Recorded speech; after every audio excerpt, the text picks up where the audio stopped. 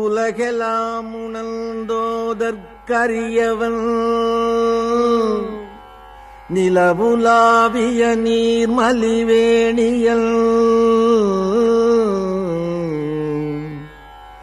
அலகில் சோதியல் அம்பலத்தாடுவார் மலர் சிலம்படி வாழ்த்தி வணங்குவோ.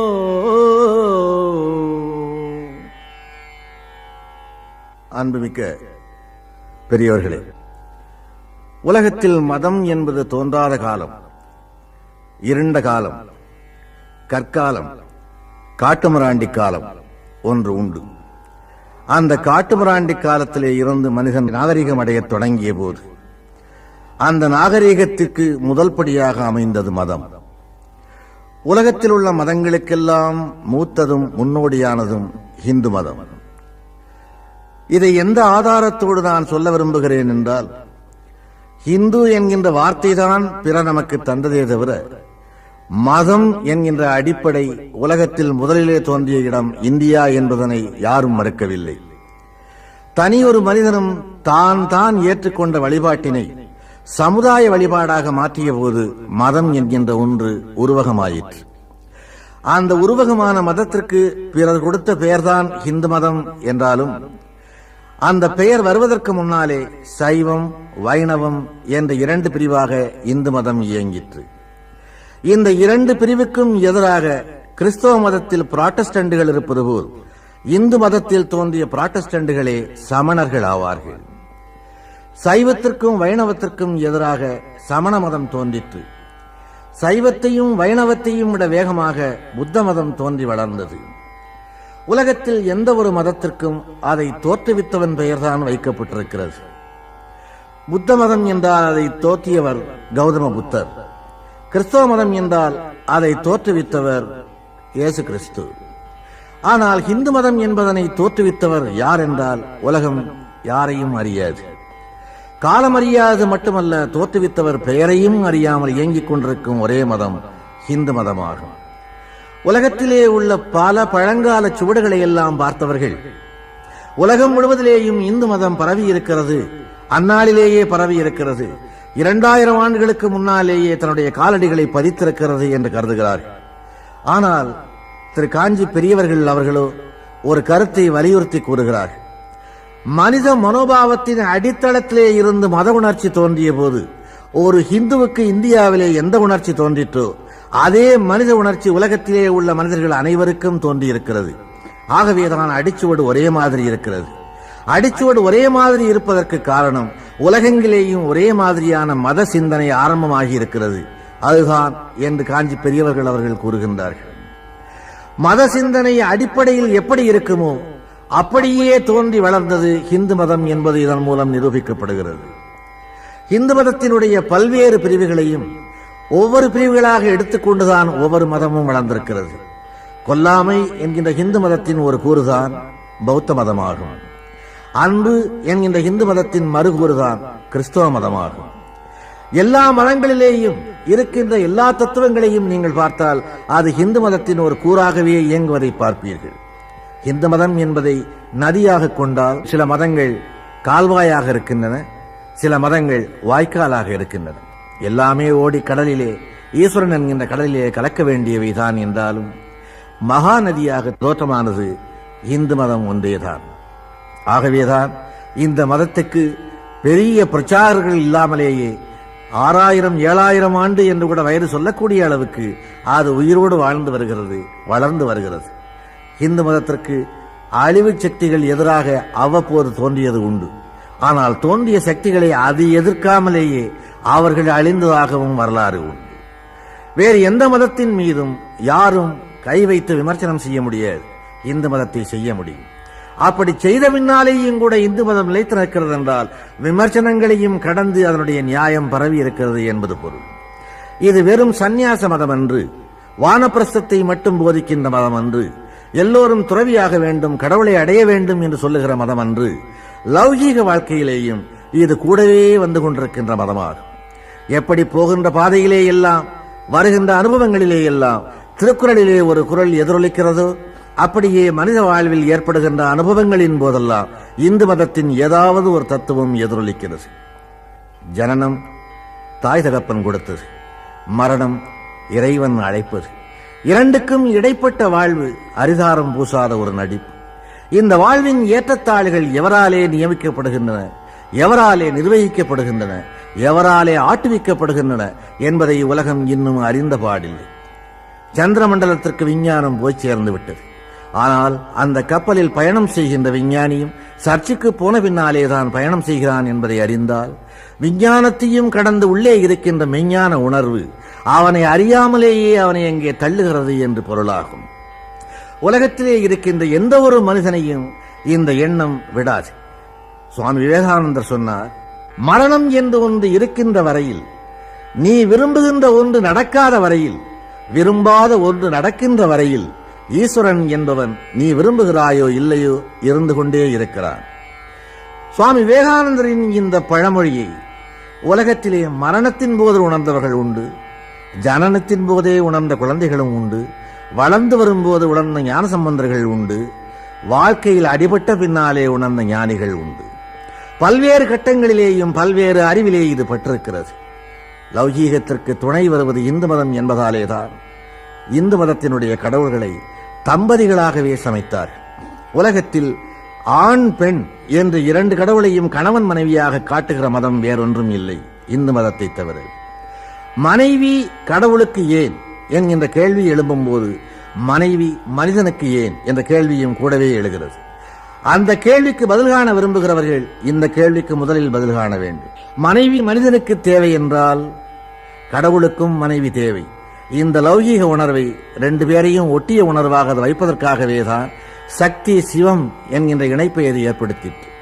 ஆண் பாதியாகவும் பெண் பாதியாகவும் இருக்கின்ற உலகத்தை அந்நாளிலேயே உணர்த்துவதற்குத்தான் அர்த்தநாரீஸ்வரர் என்கின்ற தோற்றமே இந்து மதத்திலே உருவானது.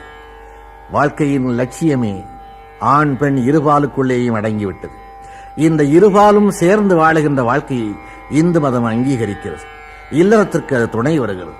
அதனுடைய தாற்பயங்கள், லௌகீக உணர்வுகள் எங்கிருந்து தோற்றுகின்றன? தாயிடமிருந்தே தோற்றுகின்றன. சுவாமி விவேகானந்தர் அமெரிக்காவிலே சிகாகோ நகரத்தில் பேசும்போது அங்கிருந்த இளம் பெண்கள் ஆண்களை எல்லாம் பார்த்து பெரியவர்களே தாய்மார்களே என்று அழைத்தார். அங்கே இருந்த இளம் பெண்கள் சிலர் சிரித்தார்கள். அவர் சொன்னார், நீங்கள் சிரிப்பது எனக்கு புரிகிறது. நீங்களோ இளம் பெண்கள், என்னடா நமக்கு இன்னும் திருமணம் கூட ஆகவில்லை, நம்மை இவன் தாய்மார்களே என்று அழைக்கிறானே என்று நீங்கள் கருதுகிறீர்கள். மேலை நாட்டிலே பெண் என்றாலே மனைவி அல்லது காதலி என்கின்ற உணர்வுதான் எங்கும் பெருக்கெடுத்து ஓடுகிறது. இந்தியாவை பொறுத்தவரை பெண் என்ற பெயரை கேட்டாலே தாய் என்கின்ற உணர்வுதான் எங்களுக்கு வரும். தாயே என்று அழைப்பது எங்களுடைய லட்சிய கனவாகும்.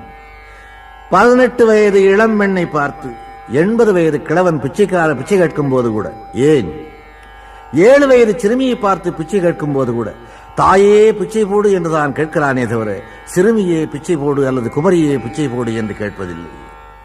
எங்களுடைய குடும்பத்தின் லட்சியம் மூலம் தாய். எவள் இல்லை என்றால் நான் இந்த பூமியிலே பிறந்திருக்க முடியாதோ, எவளை இழந்து விட்டால் நான் மீண்டும் அடைய முடியாதோ, அவளே என்னுடைய வாழ்க்கையின் தத்துவங்களை துவக்கி வைக்கின்றாள். என்னுடைய தாயை நான் வணங்குகிறேன். எனக்கு வாழ்க்கைக்கு துணையாக ஒரு மனைவி வந்திருப்பாளானால் அவளும் அவளை வணங்கியாக வேண்டும். எனக்கு அவள் தருகின்ற இன்பங்களுக்காக என் தலையின் மீது ஏறி நின்று என் தாயாரை அவள் விலை பேச முடியாது. என்னுடைய தாய் என்பவள் தான் என் குடும்பத்தின் ராணி. அந்த ராணிக்கு தோழிதான் என் மனைவியே தவிர அந்த மனைவி என்பவள் ராணி என்கின்ற அந்தஸ்தை பெற முடியாது. அவளுக்கு வருகிற மருமகளுக்கு வேண்டுமானால் அவள் ராணியாக இருக்கலாமே தவிர என் தாய்க்கு அவள் தோழியாகத்தான் அடங்கி இருக்க முடியும். என் தாயை நான் வணங்கும் போது அவளும் வணங்கியாக வேண்டும். அப்படி வணங்க அவள் விரும்பவில்லை என்றால் என் மனைவியாக நான் அவளை அங்கீகரிக்க மாட்டேன். மேலை நாட்டிற்கும் இந்திய நாகரிகத்திற்கும் இதுதான் வித்தியாசம். இந்துக்களுடைய நாகரிகத்தில் தாய் என்கின்ற ஸ்தானத்திலே இருந்தே சகலமும் ஆரம்பமாகின்றன என்று சுவாமி விவேகானந்தர் அங்கே கூறினார். தாய் நம்முடைய பிறப்புக்கு மூலம் அவளே. உலகத்தில் நமக்கு சர்வ நிச்சயமாக தெரிந்த உண்மை எது? தாய், அவள் மட்டுமே. இன்ன தாயின் வயிற்றில் பிறந்தோம் என்பதை மட்டுமே நாம் அறிவு. தாய் காட்டித்தான் தகப்பனை அறிவு. தகப்பன் கொண்டு போய் உட்கார வைத்து ஹரி நமத்து சிந்தம் என்று எழுதச் சொல்லும் போதுதான் நாம் குருவை அறிவோம். அன்பே கடவுள், அறிவே தெய்வம் என்று குரு சொல்லிக் கொடுத்த பின்னாலேதான் நாம் தெய்வத்தை அறிவோம். அதனாலேதான் சுருக்கமாக 4 சொற்களை வைத்து மாதா, பிதா, குரு, தெய்வம் என்று சொன்னார்கள். இந்த 4 வரிசையிலே சர்வ நிச்சயமாக நமக்கு தெரிந்த ஒரே உண்மை மாதா, சந்தேகத்துக்கு இடமாக இருப்பது தெய்வம். சர்வ நிச்சயமாகவும் சந்தேகத்துக்கு இடமாகவும் இருப்பது பிதாவும் குருவும். இவர்கள் இருவர் பற்றியும் சந்தேகம் எழலாம். இந்த சந்தேகங்கள் உண்மையாகவும் இருக்கலாம். தெய்வம் முழுக்க சந்தேகத்துக்குரியது, ஆனால் அடையும் போது அது முழுக்க உண்மையானது. மாதா சந்தேகத்துக்கே இடமில்லாத அவளிடமிருந்து நம்முடைய ஜனனம் ஆரம்பமாகிறது. ஜனனம் ஆரம்பமாகும் போது இந்த தாயினுடைய வயிற்றில் நாம் பிறக்க வேண்டும் என்று கேட்டுக்கொண்டு வரம் வாங்கி பிறப்பதில்லை. அந்த இருவருடைய சந்தோஷத்தின் பலனாக ஆண்டவன் நம்மை அனுப்பி வைக்கிறார். அதனாலேதான் பிறப்பு என்பது ஆண்டவன் கொடுத்தது என்று அழைக்கிறார்கள் இந்துக்கள்.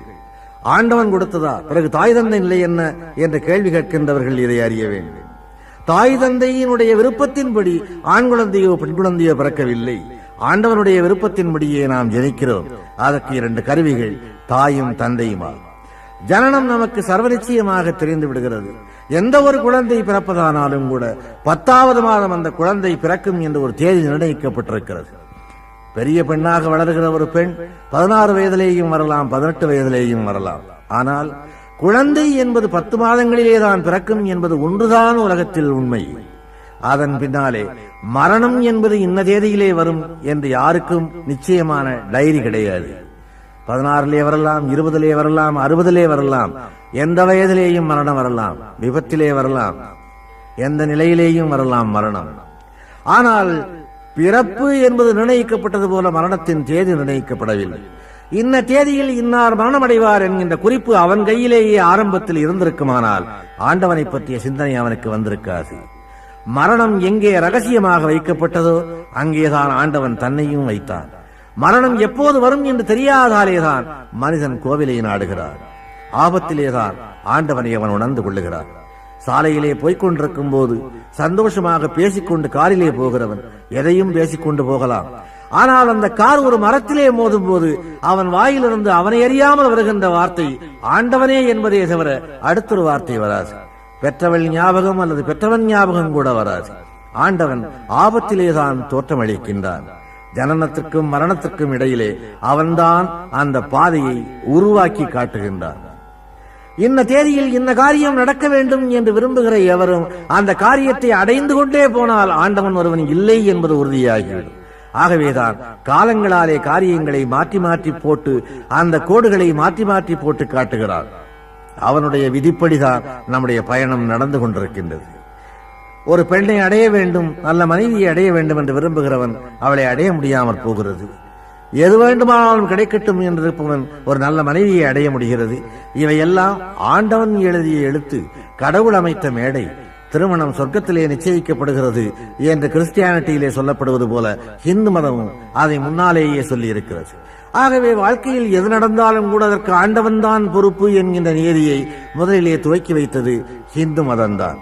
அந்த இந்து மதம் எதன் மூலம் இவ்வளவு உறுதியாக எந்த அஸ்திவாரத்திலே நின்று கொண்டிருக்கிறது? நம்பிக்கை. அந்த நம்பிக்கையிலேதான் இதுவரையிலே வளர்ந்து வருகிறது. கோயிலுக்கு போனால், அங்கே நம்பிக்கையோடு போனால், ஆண்டவனை நம்பிக்கையோடு கண்டால் நிச்சயமாக அந்த நம்பிக்கை பலனளிக்கின்றது. நம்பிக்கையிலே சிறிது சந்தேகம் வந்தாலும் கூட மனிதன் முதலில் தன்னை தோல்வியடைய செய்து கொள்ளுகிறார். அதனாலே ஆண்டவன் அவனுக்கு தோல்வி அளித்தது போல தோன்றுகிறது. அந்த நம்பிக்கையிலேதான் அவனுடைய அஸ்திவாரம் கட்டப்படுகின்றது. காஃபி ஹோட்டலுக்கு போகிறோம், அற்புதமான சமையல் ஆகியிருக்கிறது, சாப்பிட உட்காருகிறோம். நல்ல சமையல், நல்ல சாப்பாடு என்று சாப்பிட்டு விட்டு எழுந்து வர வேண்டுமே தவிர எப்படி சமைக்கிறான் என்று சந்தேகப்பட்டு அடுப்பங்கரையை எட்டி பார்த்தால் அவன் வியர்வையை வலித்து விட்டுக் கொண்டிருக்கக்கூடும். அதை நமக்கு சாப்பாடு செல்லாமல் போய்விடக்கூடும். ஒரு சாப்பாடு, நல்ல சாப்பாடு சாப்பிட்டோம் என்று திருப்தியோடு நம்பிக்கையோடு வந்தால் நிம்மதியாக இருக்கு. எதையோ தவறாக சாப்பிட்டு விட்டோம் என்று சந்தேகம் தோன்றினால் வாந்தி வருவது போல இயற்கையாக தோன்றும். அது உடற்கூற்றினுடைய விளைவல்ல, மனக்கூற்றினுடைய விளைவு. அதனாலே மனக்கூற்றை சரி செய்வதற்காகத்தான் இதனை ஆன்மீகம் என்று அவர்கள் அழைத்தார். உடலுக்கும் இதற்கும் சம்பந்தம் இல்லாத ஒரு நிலையாக இந்த மதத்தை அவர்கள் உருவாக்கினார்கள். உடலுக்கு அப்பாற்பட்ட நிலையாக இதை உருவகித்தார்கள். இந்த நிலைகளை சொல்லுவதுதான் நம்முடைய இதிகாசங்கள். இதிகாசங்களில் ஒவ்வொன்றிலேயும் நீங்கள் எடுத்தால் 2 எக்ஸ்ட்ரீம் நிலைகளை நீங்கள் பார்ப்பீர்கள். தசரதனுக்கு 60,000 மனைவியர் என்றார். அது சாத்தியமா? அப்படி வாழலாமா என்கிற கேள்வியை விடுங்கள். அவனுடைய மகன் ராமனை ஏகபத்தினி வரதன் என்றார். 2ஐயும் 2 துருவங்களாக ஆக்கி காட்டினார். 2 வாழ்க்கையிலே எந்த வாழ்க்கை சரி, எது நியாயம் என்றவர்கள் போதிக்க வரவில்லை. அந்த வாழ்க்கையை ஏற்றுக்கொண்டான் தசரதன், இந்த வாழ்க்கையை ஏற்றுக்கொண்டான் ராமன். ஆனால் இந்த வாழ்க்கையை ஏற்றுக்கொண்ட ராமனை தெய்வம் என்று ராமாயணம் அழைத்து, ஆகவே அது சொல்லாமல் சொன்ன தத்துவம் ஏகபத்தினி விரதமாகும். அந்த ஏகபத்தினி விரதன் என்று அவனை சொல்வதற்கு எவ்வளவு அற்புதமான உவமைகள், உவமை நயங்களை அது சொன்னது. எனக்கு நன்றாக ஞாபகம் இருக்கிறது. ஒரு ராமாயணத்தில் ஒரு இடம், ராவணன் சீதையை மயங்க வைக்க பல்வேறு வேஷங்கள் போடுகிறான். இளவரசனாக வருகிறான், மன்மதன் போல வருகிறான், பல்வேறு நாட்டு இளவரசர்கள் போல தோற்றமளிக்கிறார்.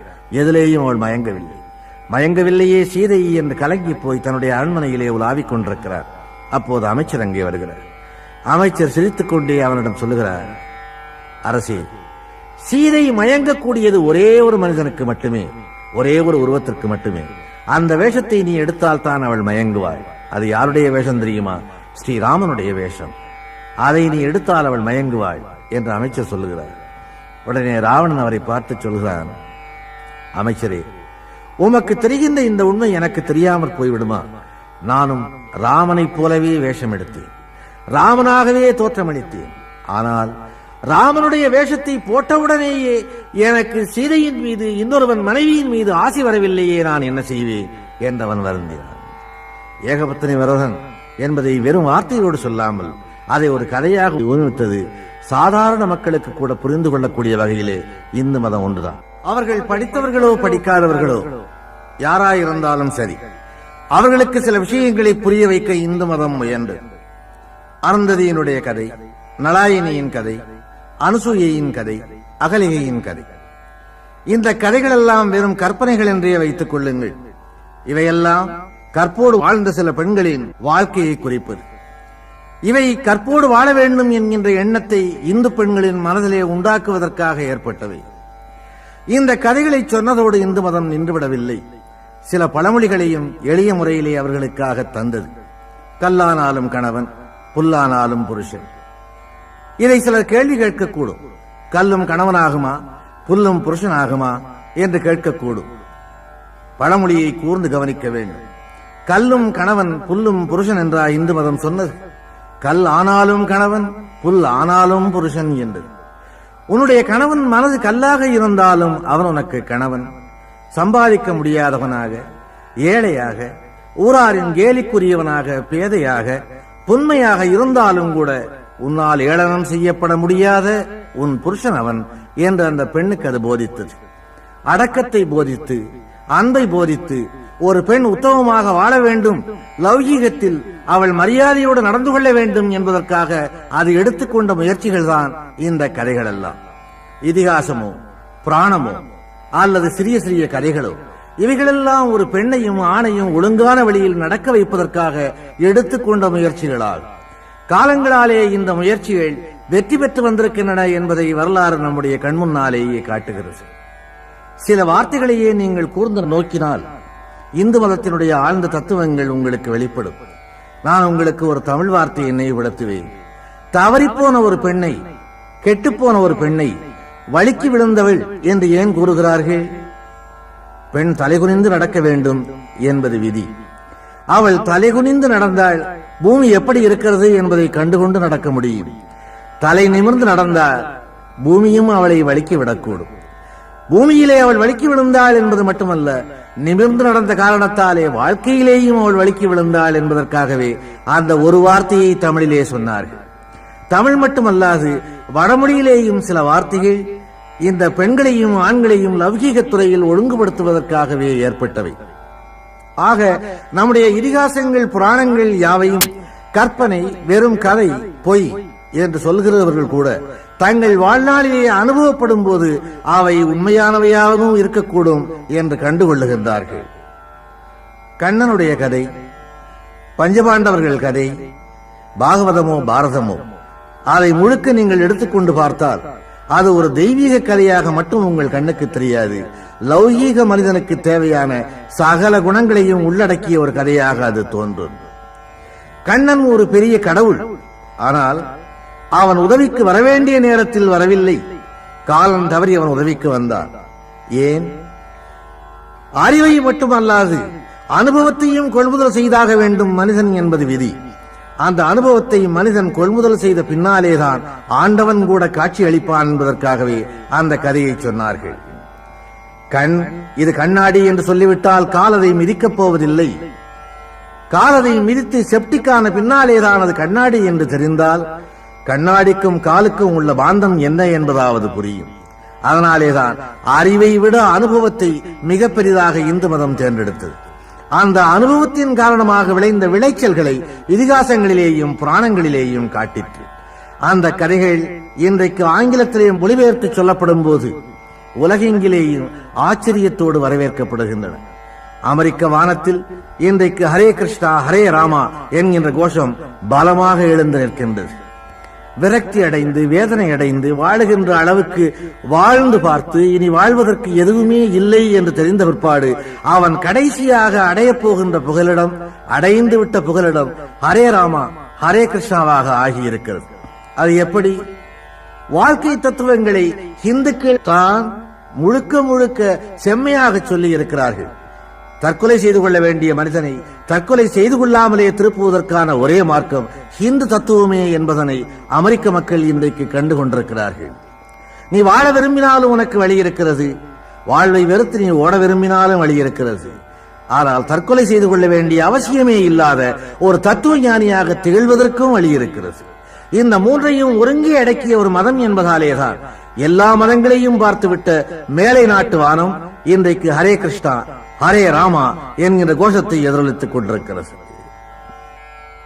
இந்து மதம் லௌகீக மதம், லௌகீக மதம் என்று ஏன் நான் திரும்ப திரும்ப சொல்லுகிறேன் என்றால், இன்றைய இளைஞன் இந்து மதம் என்றாலே அது ஒரு சன்னியாசி மடம் என்று கருதி கொண்டிருக்கிறார். உண்மை அதுவல்ல. வாழ்வின் சகல துறைகளிலேயும் அது கூடவே வந்து கொண்டிருக்கிறது. வாழ்வை துறந்து ஓடிய ஞானி ஒருவர் ஒரு அற்புதமான பாட்டு பாடி இருக்கிறார். அந்த வெண்பா இது: முதற்சங்க முதூட்டும் மொய்குழலாராசை நடுச்சங்கம் நல்விலங்கு பூட்டும்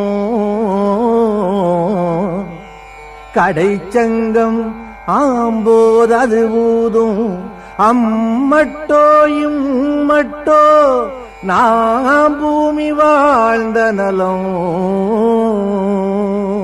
நாம் பூமி வாழ்ந்த நலம். அவர் கூறுவதனுடைய கருத்து என்ன? வாழ்க்கைக்கு எப்பொழுதுமே துணையாக இருப்பது மூன்றே சங்கு. ஒரு மனிதனுடைய ஆயுள் காலத்தில் 3 முறைதான் சங்கு அவனுக்கு பயன்படுகிறது. முதற் சங்கு பால் ஊட்டுகிறது, 2வது சங்கு திருமணத்தின் போது ஊதப்படுகிறது, 3வது சங்கு கடைசியாக ஊதப்படுகிறது. அதிலேயும் வார்த்தைகளோடு பட்டினத்தார் எவ்வளவு அழகாக விளையாடுகிறார்.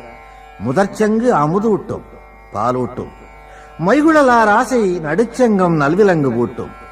நடுச்சங்கம் என்று அவர் சொல்வது நடுவிலே ஊதப்படுகிற சங்கை மட்டுமல்ல, வாழ்க்கையின் நடுப்பகுதி நடுச்சங்கமத்தை குறிக்கும்.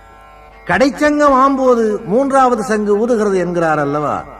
அந்த சங்கம் என்கின்ற வார்த்தை கடைசியிலே சங்கமமாவதையும் குறிக்கும், அழகான சங்கு என்பதையும் குறிக்கும். வாழ்க்கைக்கு இந்த சங்கு 3 முறைதான் துணை வருகிறது. அந்த முதற் சங்கை தாயின் மடியிலே பார்த்தோம். 2வது சங்கு மன வீட்டிலே ஒலிக்கிறது. அந்த மணவீடு மங்களமாக ஒலிக்கிறது. அந்த மணவீட்டுக்குள்ளே நீங்கள் நுழைந்தால் ஏராளமான சடங்குகள் இந்துக்களாலே செய்யப்படுவதை பார்ப்பீர்கள். இவ்வளவு சடங்குகள் தேவைதானா? என்ன இந்த சடங்குகள் அர்த்தமற்றவை என்று பேசுகின்ற பகுத்தறிவாளர்கள் உண்டு. ஆனால் ஒரு ஹிந்துவினுடைய எந்த சடங்கும் அர்த்தமற்றது அல்ல. வேடிக்கைக்காக கூட ஒன்று சொல்வேன். திருமணத்தில் கெட்டி மேளம் கொட்டுகிறார்களே, அது ஏன்? தாலி கட்டப்படும் போது அமங்கலமான வார்த்தைகள் எந்த மூலையிலே இருந்தும் கேட்கக்கூடாது. மாங்கல்யம் சூட்டப்படும் போது ஏதாவது ஒரு மூலையில் யாராவது ஒரு தாய் தன்னுடைய மகளையோ மகனையோ மற்றவர்களையோ பார்த்து சரியனே நாசமாய் போக என்று திட்டக்கூடும். அந்த அமங்கலமான வார்த்தை மணமக்களின் காதில் விழக்கூடாது எந்த மூலையிலே இருந்தும் தவறான வார்த்தை விழக்கூடாது என்பதற்காகவே அங்கே கெட்டி மேளம் கொட்டுகிறார்கள். மணவரைக்கு வருகின்ற பெண்ணை, அம்மா வலது காலை எடுத்து வைத்து வா என்று ஏன் கூறுகிறார்கள்? வலது காலையே எடுத்து வைத்து வர வேண்டிய அவசியம் என்ன? பூமியே வலப்புறமாக சுழல்கிறது என்கின்ற விஞ்ஞானத்தை முதலிலே கண்டுபிடித்தவர்கள் இந்துக்கள் தான். நானும் உலகத்தோடு ஒட்ட ஒழுகுவேனே அன்றி உலகுக்கு எதிராக போக மாட்டேன் என்று சத்தியம் செய்வதே வலது காலை எடுத்து வைப்பதாகும். மணமேடைக்கு முன்னாலே அக்னி வளர்க்கப்படுகிறது.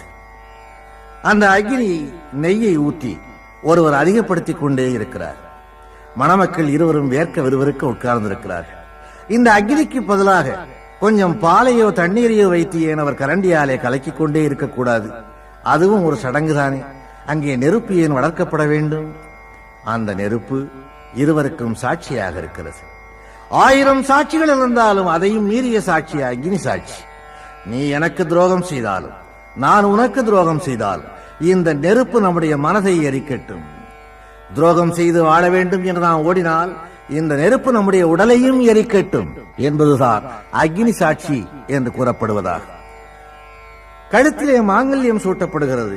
ஆடவனுக்கு காலிலே வெள்ளியாலே மெட்டி அணிவிக்கப்படுகிறது. ஏன்? தலைகுனிந்து வருகிறவள் தானே இந்து பெண். தலை நிமிர்ந்து வருகின்ற வீரன் தானே இந்து ஆடவன். தலை நிமிர்ந்து வருகின்ற இந்து ஆடவனுடைய கண்ணில் எதிரே வருகின்றவள் திருமணமானவள் என்று தெரிவதற்காக அவள் கழுத்திலே தாலி.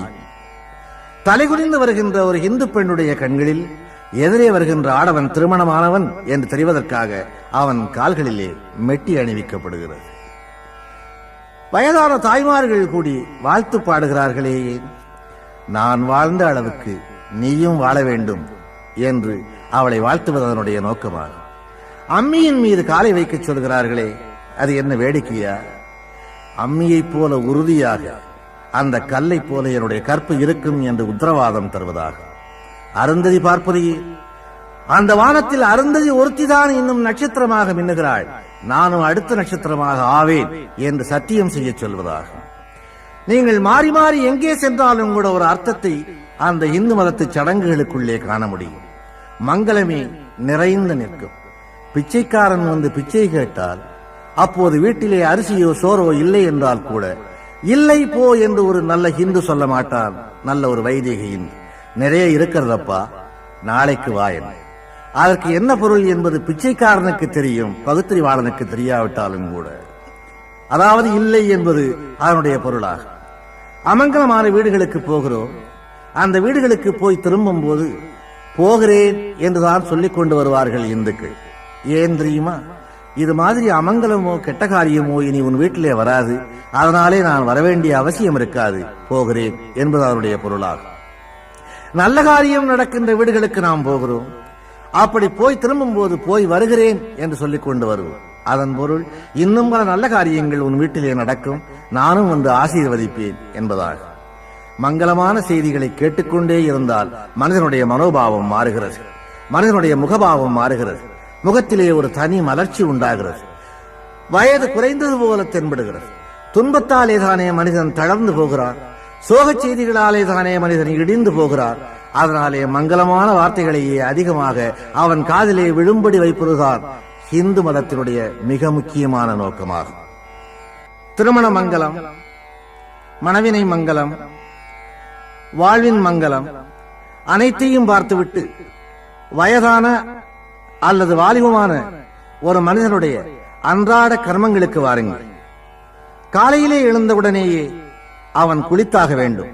ஒரு நல்ல ஹிந்து தினசரி குளிப்பதாலேயே ஆண்டவனுடைய அனுகிரகம் வந்துவிடுமா என்று கேட்பவர்கள் பலர். ஆண்டவனுடைய அனுகிரகம் வருகிறதோ இல்லையோ, புற உடம்பு சுத்தமாகிறது. புற உடம்பு குளிரும் போது அகமும் குளிர்கிறது. அகத்தை அடிக்கடி குளிர வைக்க உடம்பையும் குளிர வைக்க வேண்டியிருக்கிறது. குளிர்ந்த உடம்புக்குள்ளே ஆன்மா குளிர்ந்து நிற்கிறது. குளிர்ந்த ஆன்மாவுக்குள்ளே ஆண்டவன் சுடர்விட்டு பிரகாசிக்கிறார். நெற்றியிலே ஏன் விபூதி பூச வேண்டும் அல்லது திருமண் இட வேண்டும்?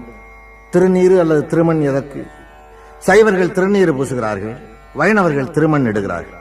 வார்த்தைகளை கவனியுங்கள். அது திருநீரு, இது திருமண். கல்யாணமாகாதவர்கள் இறந்து போனால் அவர்களுடைய உடலை பூமிக்குள்ளே புதைக்க வேண்டும் என்பது இந்துக்களுடைய விதி. கல்யாணம் ஆகி வாழ்ந்தவர்கள் இறந்தால் அவர்களுடைய உடலை எரிக்க வேண்டும் என்பது இந்துக்களுடைய விதி. கல்யாணம் ஆகாத உடம்பு மண்ணோடு கலந்து சாந்தி அடையவும், கல்யாணம் ஆகி சாந்தி அடைந்த உடம்பு விண்ணோடு கலந்து ஐக்கியமாகவும் இந்த இரண்டையும் அவர்கள் தேர்ந்தெடுத்தார்கள். அந்த விபூதியை ஏன் பூசச் சொல்லுகிறார்கள்? திருநீரை. காலையிலே எழும்போதே இந்த உடம்பும் இப்படித்தான் நீராக போகிறது என்று அடிக்கடி நினைத்தால் தவறு செய்ய தோன்றாது, பாவம் செய்ய தோன்றாது. என்றைக்கு இந்த உடம்பு நெற்றியிலே இருக்கிற இந்த நீராகுமோ என்ற எண்ணம் வந்தால் அன்றைக்கு யோகியனாக இருக்க சொல்லும். ஒரு நாளோடு பூசி விட்டு விட்டால் ஒரு நாள் மட்டும்தான் நீ யோகியனாக இருக்க முடியும். தினசரி நீ பூசிக்கொண்டே இருந்தால் தினசரி யோகியனாக இருக்க முடியும். திருமண் என்று அதை ஏன் அழைக்கிறார்கள் என்றால், இது மண்ணாகவும் போகக்கூடும் என்பதாலேதான். ஒன்று மண்ணாகலாம் அல்லது நீராகலாம் என்பதாலேதான். அதனாலேதான் மண் இடுவதும் நீர் பூசுவதும் இந்துக்களுடைய பழக்கமாயிற்று. இன்னொன்று, காலையிலே எழுந்தவுடனே ஒரு இந்து குளித்துவிட்டு விபூதி பூசி அல்லது திருமணியிட்டு அரை மணி நேரமாவது அல்லது ஒரு மணி நேரமாவது பூஜையிலே அமர்கிறானேயே, இதுவரையிலே அதற்கு ஒரு விளக்கம் எனக்கு தெரியாமல் இருந்தது. இன்றைக்கு வியாதிகள் எவ்வளவோ வந்திருக்கின்றன, அந்த வியாதிகளுக்கு மருந்துகளும் வந்திருக்கின்றன. ஆனால் அந்த நாளிலே இந்த வியாதிகள் ஓரளவுக்கு இருந்தன, ஆனால் இவற்றுக்கு மருந்து இல்லை. மிக முக்கியமானது இரத்த கொதிப்பு என்கின்ற வியாதியாகும். இந்த இரத்த கொதிப்பு வியாதிக்கு மருந்தே இல்லை 25 ஆண்டுகளுக்கு முன்னால் வரை. அண்மையிலே மகரிஷி யோகி அவர்கள் கார்டியோகிராஃப் போட்டு டாக்டர்கள் கூட ஒப்புக்கொள்ளக்கூடிய அளவிலே ஒரு புத்தகம் எழுதியிருக்கிறார். அதிலே அவர் என்ன குறிப்பிடுகிறார் என்றால், ஏதாவது ஒரு பொருளை 20 நிமிஷ நேரம் அப்படியே வேறு சிந்தனை இல்லாமல், சபலம் இல்லாமல், சலனம் இல்லாமல் நீ சிந்தித்துக் கொண்டே இருந்தால் உன்னுடைய இரத்த கொதிப்பு இறங்கும், ஏறுகிற கொதிப்பு இறங்கும் என்று அவர் குறிப்பிட்டிருக்கிறார். இதற்கு ஏதாவது ஆதாரம் உண்டா என்று கேட்கிறீர்களா? நானே ஆதாரம். அந்த 20 நிமிஷமும் நீ ஆண்டவனைத்தான் நினைக்க வேண்டும் என்று நினைப்பதில்லை. உன் புத்தி குரங்கை நினைக்குமானால் அதை நினைக்கலாம், வேறு புத்தகத்தை நினைக்குமானால் அதை நினைக்கலாம். ஏதாவது ஒன்றைத்தான் அந்த 20 நிமிஷம் நினைக்க வேண்டும். அந்த ஒன்றையே பற்றி ஒன்றையே தொடர்ந்தால் அந்த 20 நிமிஷத்திற்குள் ரத்த கொதிப்பு இறங்கி விடுகிறது. அதனாலேதான் அந்த ஒன்று ஆண்டவனாக இருந்தால் கொதிப்பும் இறங்கும், கடைசி காலத்திற்கு புண்ணியமும் கிடைக்குமே என்று இந்துக்கள் தியானத்திலே அமர்கிறார்கள். தியானம் என்பதனுடைய நோக்கமே அதுதான். தியானம் செய்வதன் மூலமாக விதியை வென்றுவிடலாமா? விதி விதி என்று இந்துக்கள் சொல்கிறார்களே, அந்த விதியை தியானம் வென்றுவிடுமா என்றால், விதியை தியானம் வெல்லுகிறதோ இல்லையோ, ஒரு கட்டுப்பாட்டுக்குள் கொண்டு வந்து நிறுத்துகிறது. அந்த விதியை ஏற்றுக்கொள்ளக்கூடிய பக்குவத்தை உனக்கு தந்து விடுகிறது. எல்லாமே உனக்கு விதிக்கப்பட்ட விதிதான். உனக்கு விதிக்கப்பட்ட வாழ்க்கையே விதி என்று இந்து மதம் கூறுகிறது. உனது வாழ்க்கை எந்த சாலையில் போனாலும் அது இறைவன் விதித்ததே. நானோ நீயோ கர்ப்பப்பையில் இருக்கும் போது நாம் போகிற பாதைகளும் சாக போகிற இடமும் நேரமும் நம் மண்டை ஓட்டுக்குள் திணிக்கப்படுகின்றன. நாம் எங்கே போனாலும் எப்படி வாழ்ந்தாலும் அது இறைவன் விதித்ததே. மனதின் சிந்தனை போக்கு எப்படி வேண்டுமானாலும் போகலாம், ஆனால் அது நடப்பதும் நடக்காததும் நம் விதிக்கோடுகளில் அடங்கி இருக்கிறது. ஊழிற் பெருவலி யாவுள மற்றொன்று சூழினும் தான் முந்துரும் என்றான் வள்ளுவன். ஊழ் என்பது பூர்வ ஜென்மத்தையும் விதியையும் குறிக்கும். பூர்வ ஜென்மத்தின் எதிரொலியைக் கொண்டே அந்த ஜென்மத்தின் விதி நிர்ணயிக்கப்படுகிறது. அதனை ஊழ்வினை உறுத்து வந்தூட்டும் என்றான் இளங்கோ. போன ஜென்மத்தில் உன் விதி பாவம் செய்யும்படி விதிக்கப்பட்டிருந்தால் அதற்கான பரிகாரம் இந்த ஜென்மத்தில் எழுதப்படுகிறது. ஆகவே விதியின் கோடுகள் தாம் நம்மை ஆட்சி செய்கின்றன என்பது இந்துக்களின் அசைக்க முடியாத நம்பிக்கை.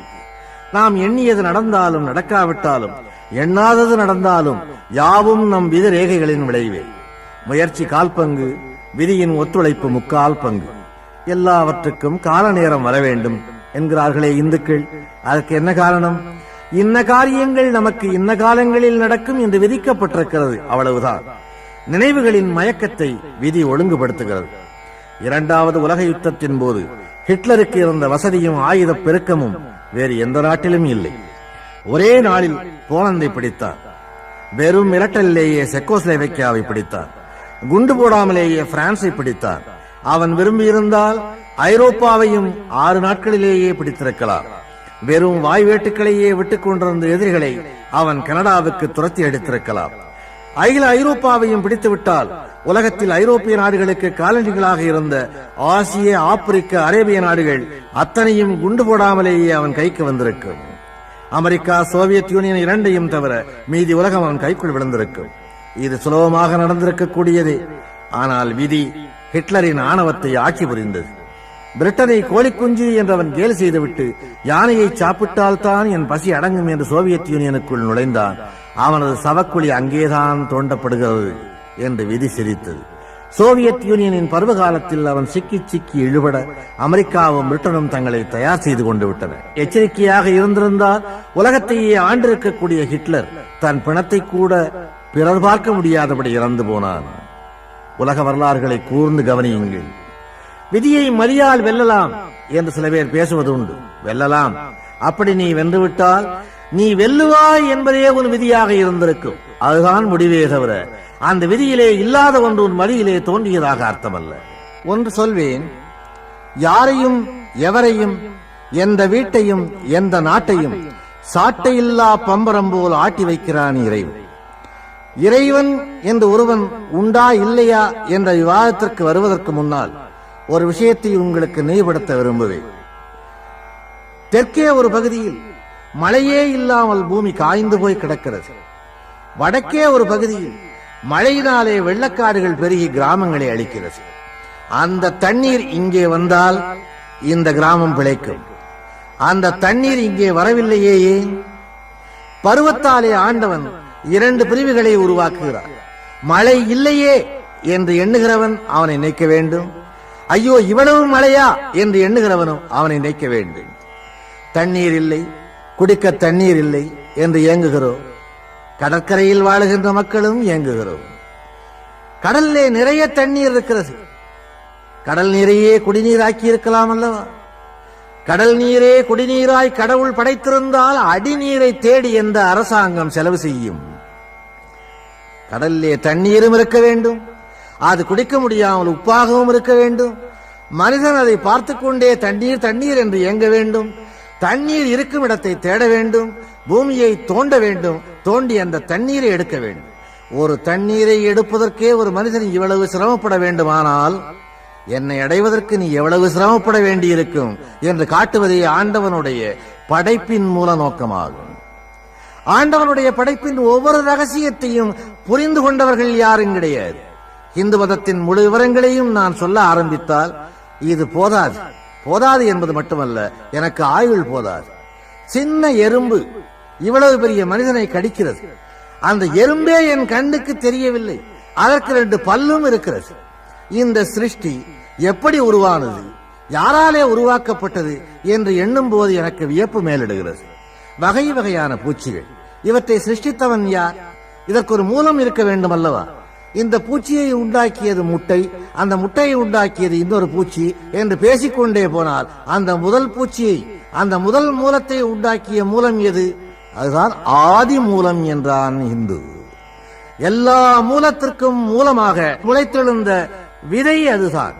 அந்த விதையிலே இருந்து கிளைத்தெழுந்ததுதான் மற்றவை என்பதாலேதான் அவர் அதை குறிப்பிட்டார். இப்படி எல்லாமே ஆண்டவனுடைய இயக்கம்தான் என்று நம்புகிற இந்து விஞ்ஞானத்தை மறுத்தானா வெறுத்தானா?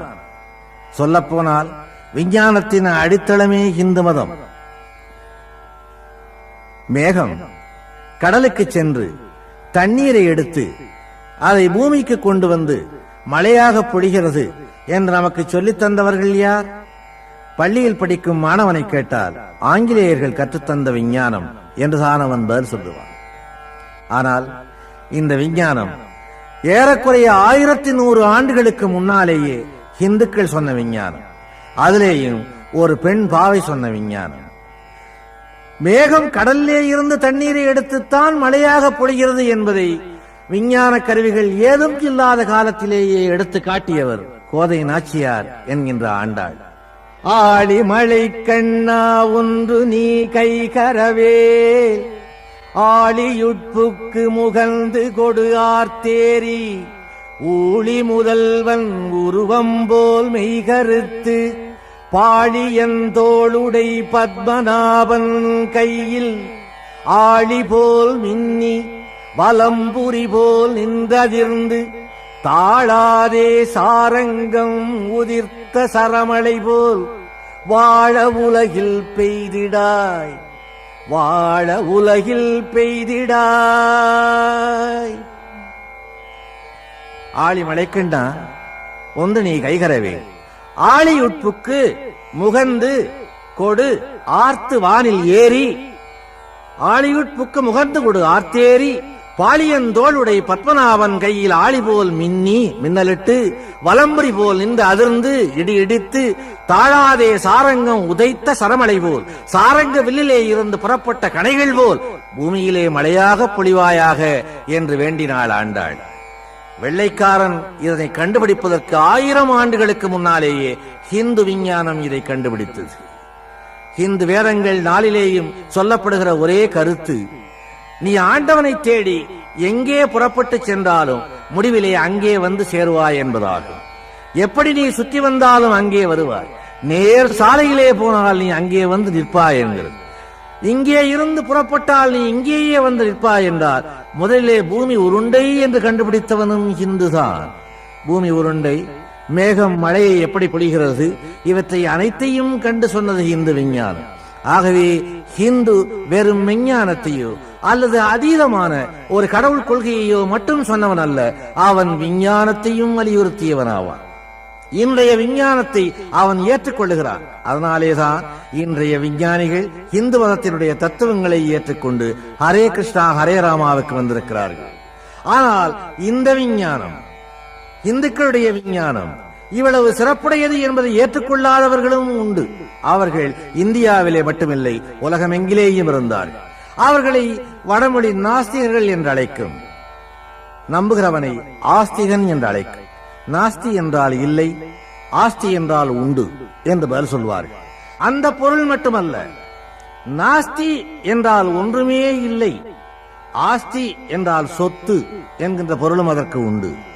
இல்லை என்று சொல்லுகிறவனுக்கு எந்த விதமான அறிவும் தேவையில்லை. உண்டு என்று சொல்லுகிறவனுக்குத்தான் அறிவு தேவை. என்னென்ன எங்கெங்கே இருக்கிறது என்று கண்டு சொல்ல வேண்டியவன் உண்டு என்று சொல்லுகிறவன் மட்டுமே. இல்லை என்று சொல்லுகிறவன் கண்ணை மூடிக்கொண்டு மாற்றி மாற்றி இல்லை இல்லை இல்லை என்று சொல்லலாம். ஆண்டவன் உண்டா? இல்லை. அது உண்டா? இல்லை. இது உண்டா? இல்லை. அந்த ஒரு வார்த்தையை மட்டும் அவனுக்கு கற்றுக் கொடுத்தால் போதும். அவனுக்கு வயது கூட வர வேண்டாம், வாலிபனாகவும் வேண்டாம். குழந்தைக்கே அந்த வார்த்தையை கற்றுக் கொடுத்தால் அது திரும்ப திரும்ப சொல்லும். ஆனால் ஆண்டவன் இருக்கிறான் என்று சொல்லுகிறவன் அந்த நம்பிக்கைக்கு அடித்தளத்தை விவரித்தாக வேண்டும். விபூதி பூசுகிறவன் ஏன் பூசுகிறேன் என்பதற்கான காரணத்தை சொல்லியாக வேண்டும். காரணம் இல்லாமல் நான் இதை செய்யவில்லை என்று அவனை நம்ப வைக்க வேண்டும். அவனை மட்டுமல்ல, அவனுடைய மூதாதைகளையும் நம்ப வைக்க வேண்டும், அடுத்த தலைமுறையையும் நம்ப வைக்க வேண்டும். ஆசிரியனுக்கு இருக்கின்ற சிரமம் இதுதான். இந்த சிரமத்தை சுலபப்படுத்தி அர்த்தத்தோடு சொல்லிவிட்டு போறது இந்து மதம் ஒன்றுதான். வேறு எந்த மதத்திலேயும் அர்த்தம் உண்டு. நான் மற்ற மதங்களை பற்றி குறைத்து பேச மாட்டேன். எல்லா மதங்களையும் தன்னுள்ளே ஐக்கியப்படுத்திக் கொண்ட மதம் இந்து மதமாகும். நாஸ்திகனை கூட அந்த மதம் வெறுத்ததில்லை. ஆஸ்திகனை விட அதிகம் தன் பெயரை சொல்லுகிறவன் நாஸ்திகன் தான் என்று ஆண்டவனே ஒரு இடத்தில் கூறியிருக்கிறார். அதனாலே நாஸ்திகன்தான் என்னுடைய முதல் பக்தன் என்று அவனையும் அரவணைத்துக் கொள்ளுகிறது இந்து மதம். அவனையும் வெளியே அனுப்புவதாக இல்லை. என்னுடைய மதத்தின் ஒரு கிளைதான் மற்ற மதம் என்று சொல்லி அதையும் அரவணைத்துக் கொள்ளுகிறது. இந்து மதம் யாரையும் கைவிட்டு விட்டு தன்னை வெறுப்பவனை கூட விட்டுவிட்டு ஓட முயன்றதே இல்லை. நீ இந்து மதத்தை வெறுக்கிறாயா? நீ அதை விரும்புகிற வரையிலே இந்து மதம் உன்னை தொடர்ந்தே வரும். நீ இந்து மதத்தை விரும்புகிறாயா? உன்னை அது சோதிக்கும். ஏன் சோதிக்கும் என்றால், நீ விரும்புவது உண்மையா என்பதை தெரிந்து கொள்ள. வெறுக்கிறவன் வெறுப்பது உண்மையாகத்தான் இருக்க முடியும்.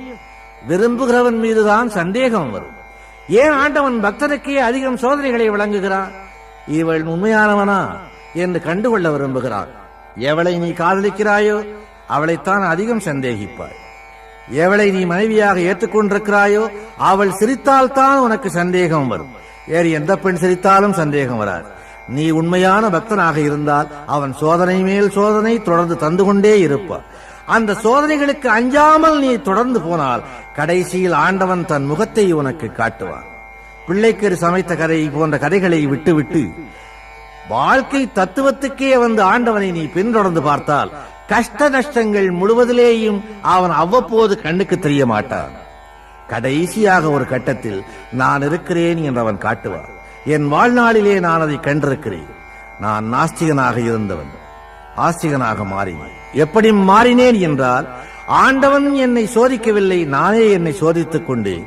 சோதித்த துன்பங்களின் மூலமாக ஆண்டவனை உணர்ந்தேன். ஆண்டவன் மேலும் சோதித்தார். ஏற்கனவே இந்த சோதனையில் எனக்கு ஒரு பக்குவம் இருந்த காரணத்தாலே சிக்கன பிடித்தேன், தேவனே உன்னை செய்வதென்று இனி அறியேனே என்று பின்னாலே தொடர்ந்தேன். இன்று எனக்கு ஒரு தைரியம் இருக்கிறது, நிம்மதி இருக்கிறது, துணிச்சல் இருக்கிறது. மரணத்தை பற்றிய பயம் அற்று போய்விட்டது. மரணத்தின் பின்னாலே மோட்சமோ நரகமோ எங்கே போனாலும் கூட கண்ணன் துணையிருப்பான் என்ற நம்பிக்கை பிறக்கிறது. நம்பிக்கை நம்பிக்கை ஒரு ஹிந்துவுக்கு கடைசி வரை கை கொடுப்பது அதுதான். ஸ்ரீ கிருஷ்ணார்ப்பணம்.